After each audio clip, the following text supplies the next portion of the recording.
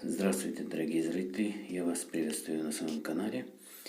В Узбекистане сложилась парадоксальная ситуация с чартерными рейсами, которые должны вывозить наших соотечественников в то же сложное время из-за границы на родину. С одной стороны, спасибо властям за то, что они начали вывозить застрявших узбекистанцев, но вот с другой найти официальный список осуществляемых чартерных рейсов невозможно.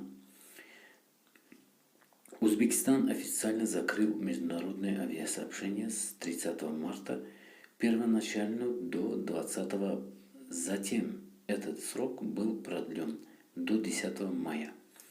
При этом в марте в Узбекистан были возвращены порядка 6 тысяч граждан 20 чартерными авиарейсами.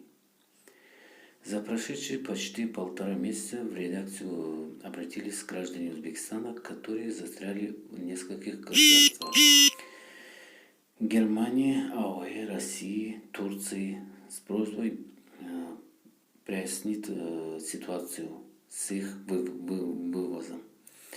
Но, к сожалению, сделать этого никто не смог, даже МИД.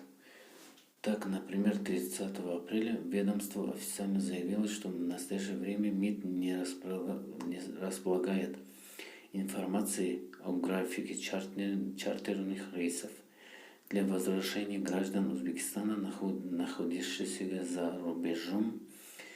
Там также пояснили, что решение об организации чартерных рейсов принимается специальной республиканской комиссией.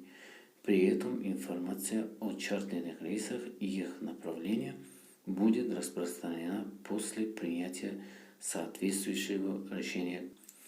Дорогие зрители, наш видео подошло к концу. Надеюсь, что самолет будет в ближайшем неделе, так как карантин закрывается потихоньку. А вы что думаете? Кто что знает, сразу пишите в комментариях. Нам очень важно.